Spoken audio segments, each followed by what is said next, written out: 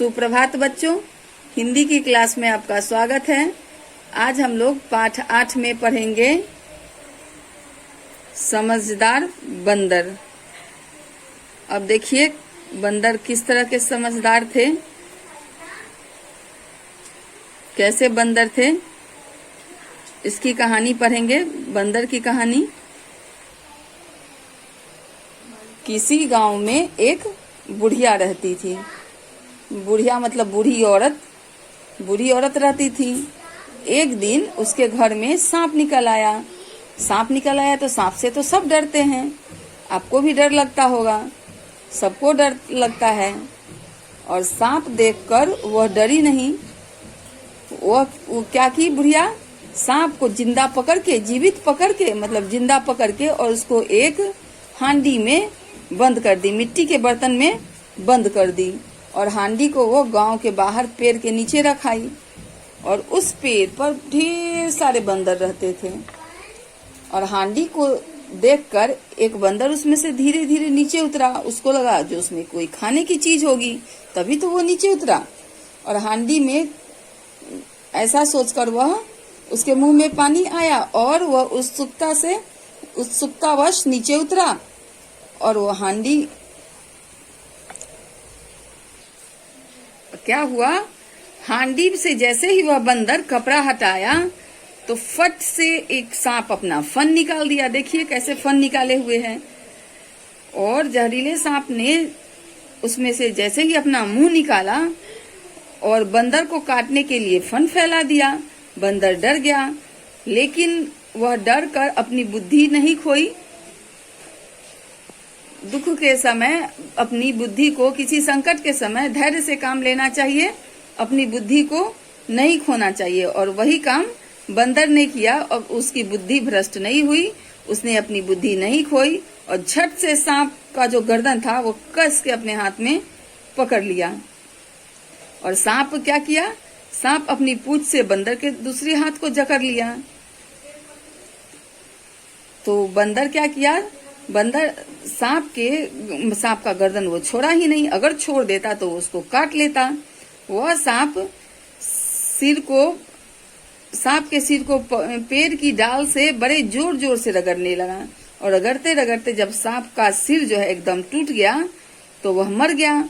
और तब बंदर हाथ से लिपटे सांप की पूंछ को उतार कर और फिर नीचे फेंक दिया।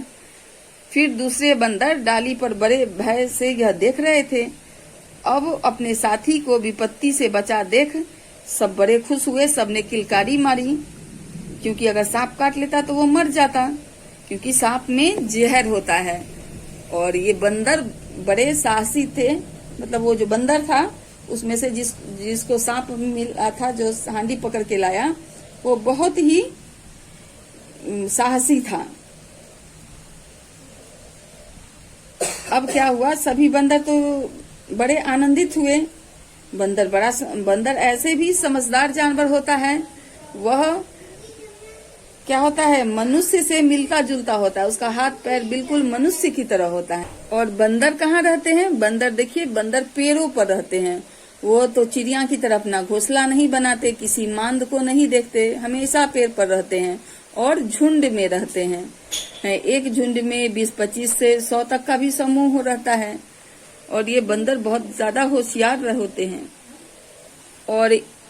और इनमें मेल जोल भी बहुत ज्यादा होता है।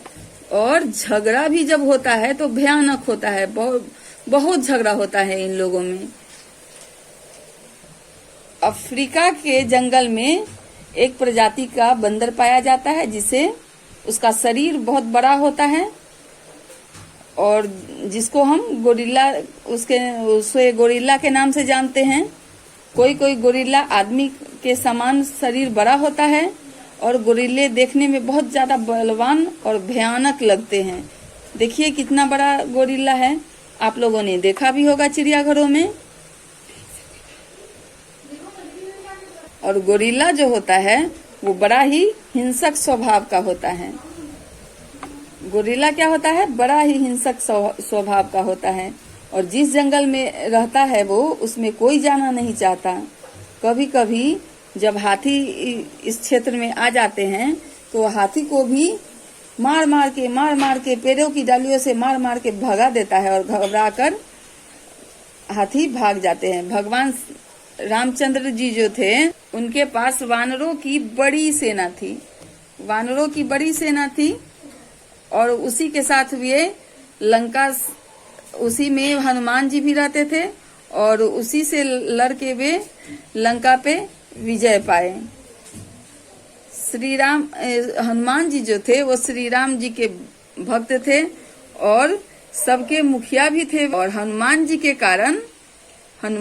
कारण लोग बंदरों को हनुमान कह के भी पुकारते हैं। अब हम लोग इस अध्याय का को देखते हैं। को में क्या है? को में है उपयुक्त शब्द चुनकर रिक्त स्थान भरिए। 1 पहला में क्या है? श्री रामचंद्र जी के पास डैश की एक बड़ी सेना थी। किसकी सेना थी? वानरों और घुड़सवारों। तो यहाँ होगा वानरों। हांडी देखकर बंदरों के मुंह में डैश भर आया। क्या भर आया? रस, पानी। पानी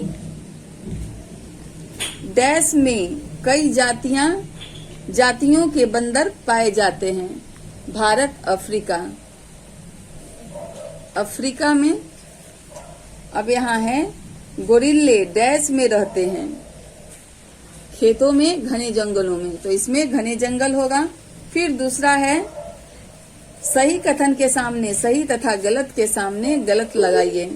इसमें है बंदर ने समझा हांडी में खाने की कोई वस्तु है। बंदर ने समझा हांडी में खाने की कोई वस्तु है, ये सही है। सांप के भय से बंदर ने हांडी फेंक दी, ये गलत है। गोरिल्ले बड़े हिंसक स्वभाव के होते हैं, ये सही है। गोरिल्ले देखने में बड़े प्यारे और सुंदर लगते हैं, ये गलत है। उनका शरीर भयानक होता है, ये गलत है। अब क्या है? सही विकल्प के आगे टिक लगाइए। पहला में क्या है? एक दिन एक बुढ़िया के घर में डैश निकल आया। एक दिन बुढ़िया के घर में निकल आया खजाना, सांप, नेवला। क्या होगा? सांप होगा। इसमें सांप में टिक लगाइएगा। दूसरा है बुढ़िया ने सांप पकड़कर बंद कर दिया। थैली में, हांडिया में होगा। इसमें टिक लगा दिया। हांडिया में। बंदर पेड़ों पर अकेला रहता है, समूह में रहता है, घोंसले में रहता है। तो यहाँ होगा समूह में रहता है। फिर है बंदर समूह का एक मुखिया होता है, दादा होता है और बुजुर्ग होता है। मुखिया होता है, इसमें टिक लगा दीजिएगा। इसमें है कभी कभी हाथी गोरिल्ले के क्षेत्र में और केले खाने आ जाते हैं, गन्ने खाने आ जाते हैं, बादाम खाने आ जाते हैं। इसमें होगा बादाम खाने आ जाते हैं। इसमें आप टिक लगाइएगा। फिर इसमें है निम्नलिखित भाषा बोध में निम्नलिखित में संज्ञा पदों पर गोला खींचिए। किसी गांव में एक बुढ़िया रहती थी। तो यहाँ पे गांव और बुढ़िया दोनों संज्ञा पद है। एक दिन उसके घर में सांप निकला।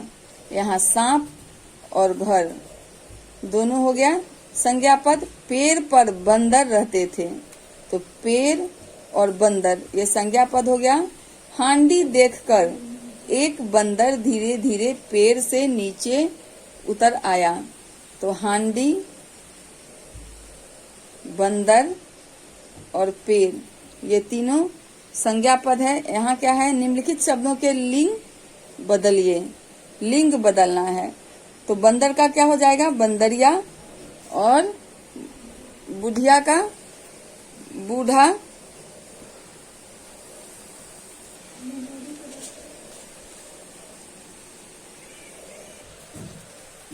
यहाँ जैसे बंदर का बंदरिया, बुढ़िया का बूढ़ा, हाथी का हथनी, नाग का नागिन, ऐसे हो जाएगा।